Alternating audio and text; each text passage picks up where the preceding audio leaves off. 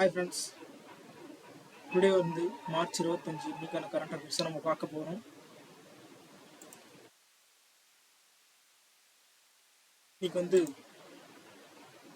நம்ம பார்க்க போகிறோம்னா, அதாவது வாகன் மின்சார வாகனங்கள் வளர்ச்சியை ஊக்குவிக்கும் கார்பன் உமிழ்வு இல்லா செயல் திட்டம் பற்றி சென்னை ஐஐடி தகவல் வந்து தெரிவிச்சிருக்காங்க.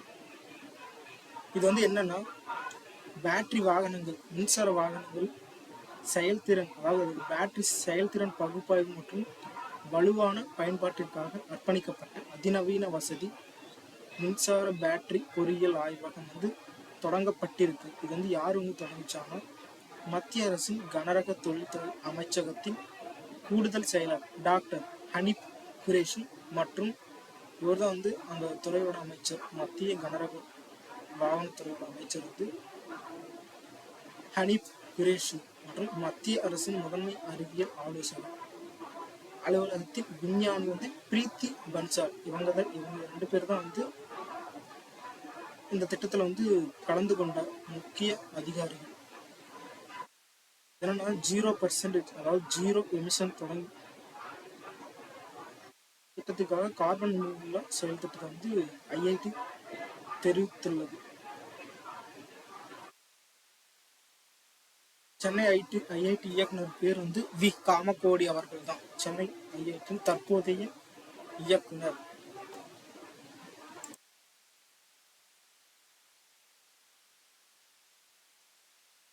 ஓகே, இன்னைக்கு வந்து நேற்று காசநோய் தடுப்பு தினம்.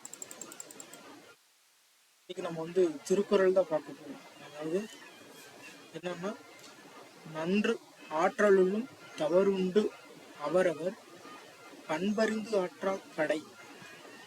அதாவது இந்த திருக்குறளோட விளக்கம் வந்து என்னன்னா, அவரவருடைய இயல்புகளை அறிந்துதான் அவரவருக்கு பொறுத்துமாறு செய்யாவிட்டால் நன்மை நம்ம செஞ்சாலும், நம்ம அவங்களுக்கு பிடிக்காத மாதிரி நம்ம நன்மை செஞ்சாலும் அது வந்து தவறாக தான் உண்டாகும் அப்படின்னு சொல்லி திருக்குறள் எண் 469 அதிகாரம் தெரிந்து செயல் வகை இதில் வந்து சொல்லியிருக்காங்க.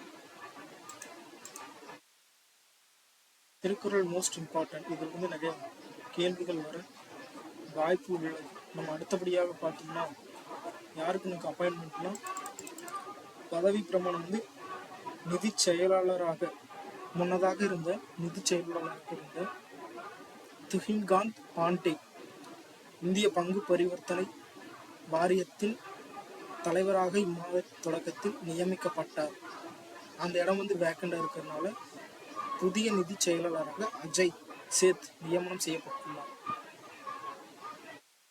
இந்த இடம் வந்து காலியாக இருக்கிறதுனால அந்த இடத்த வந்து ஃபில் பண்ணுறதுக்காக இவங்க வந்து போட்டிருக்காங்க. நிதி அமைச்சரின் மூத்த செயலாளர் நிதி செயலாளராக நியமிக்கப்படும் நடைமுறையின் கீழ் நியமனம் மேற்கொள்ளப்பட்டுள்ளது.